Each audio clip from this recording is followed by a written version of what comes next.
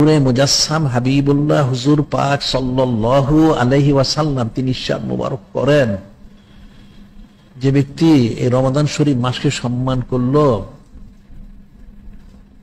আল্লাহ পাক তাকে সম্মানিত করেন কিভাবে? জান্নাত দান করে জাহান্নাম থেকে পানা দিয়ে। সুবহানাল্লাহ। এই প্রসঙ্গে একটা ওয়াকে আমরা সবসময় বলি, এটা আমাদের কিতাবাদিতে গেছে, পত্র পত্রিকাটা যায়, আমাদের দৈনিক আল হাদিস শরীফে সেটা গিয়েছে। ওকেটা হচ্ছে, এক ইহুদি মহিলা ছিল। ইহুদি মহিলা আবার এক বুজুর্গ ব্যক্তির প্রতিবেশী ছিল। এক ইহুদি মহিলা, সে এক বুজুর্গ ব্যক্তির ওনার প্রতিবেশী।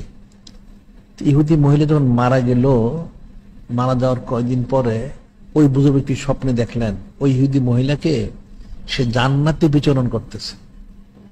উনি তো আশ্চর্য হইলেন, আশ্চর্য বললেন, ইহুদি মহিলা তুমি কি করে জান্নাতে গেলে? তুমি না ইহুদি ছিলে?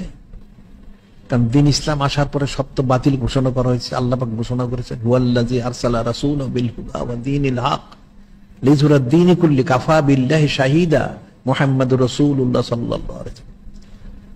আল্লাহ পাক ঘোষণা দিয়েছেন, সেই মহান আল্লাহ তিনি সত্য দিন হেদায়েত সোনার হাবিব মাহবুব নূরে মুজাসসাম হাবিবুল্লাহ হুজুর পাক সাল্লাল্লাহু আলাইহি ওয়াসাল্লাম ওনাকে পাঠিয়েছেন। এর সাক্ষী যিনি খলিক, যিনি মালিক, রব হল তিনি, এবং লিইয়ুযহিরাহু আলা-দ্দীনি কুল্লিহি, পিছনের সমস্ত দিন এবং ধর্ম মতবাদ এবং সামনের মানব রচনা সবগুলিকে বাতিল ঘোষণা করে, মনসুখ করে দিয়ে একমাত্র দিন ইসলাম দিয়ে পাঠিয়েছেন, সবগুলি বাতিল।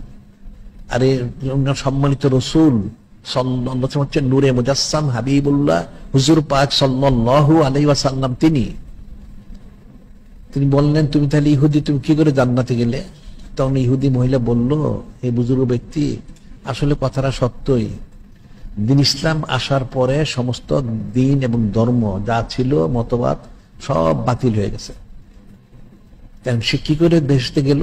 তার বক্তব্য হলো, সে যে ইন্তেকাল করলো যে বছর, তার পূর্বের যে রমাদান শরীফ মাস, সেই রমাদান শরীফ মাসে সে বাজারে গিয়েছিল, তার একটা কোলের সন্তান ছিল, তাকে নিয়ে বাজারে যে কিছু সে খাবার কিনেছিল, খাদ্যদ্রব্য কিনেছিল, কিনে তার সন্তানের কাছে দিয়েছিল। বাচ্চাটা তো কোলের শিশু, সে তার কিছু বুঝে না, সে খাবারটা পেয়ে খাওয়া শুরু করেছিল। এই রমাদান শরীফ মাসে বাজারের মধ্যে প্রকাশ্যে। তখন ইহুদি মহিলা বলল, এটা আমি দেখে আমার বাচ্চাটাকে একটু আস্তে করে আঘাত করে বললাম, এই সন্তান, এটা তো রমাদান শরীফ মাস, মুসলমানদের সম্মানিত মাস, এই মাসকে সম্মান করতে হয়, এই মাসে প্রকাশ্যে দিনে খেতে হয় না, তুমি খেও না বলে তার খাবারটা আমি নিয়ে নিয়েছিলাম।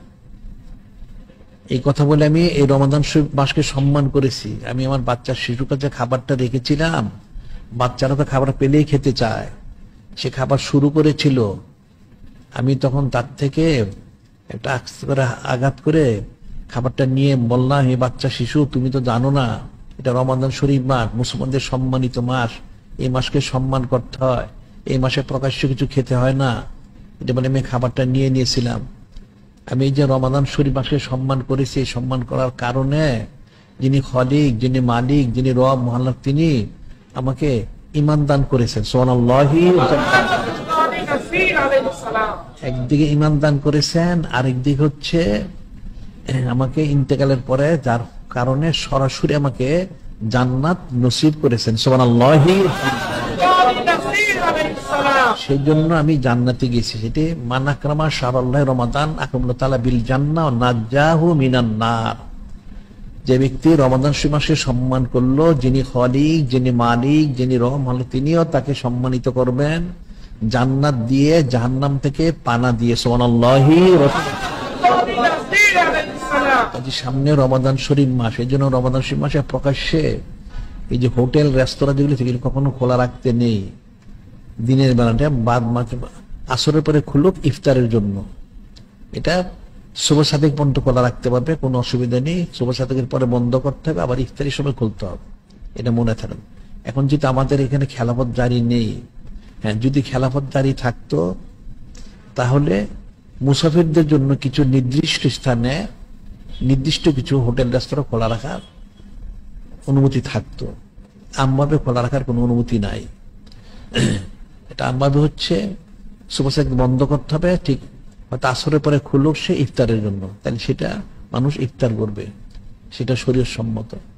অন্যথায় প্রকাশ্যে রমাদান শরীফে খাদ্য খাওয়া বা খাওয়ানো এটা কিন্তু কঠিন গুনাহ, কবিরা গুনাহ, এটা কুফরি পর্যন্ত পৌঁছতে পারে। কারণ রমাদান শরীফ মাসকে সম্মান না করলে সে জাহান্নামী হতে পারে, নাউজুবিল্লাহ। কারণ যারা রমাদান শরীফ মাসকে সম্মান করবে তারা যেমন জান্নাতে যাবে, আর যারা সম্মান করবে না তারা জাহান্নামে যাবে, নাউজুবিল্লাহ। এটা মনে রাখতে হবে।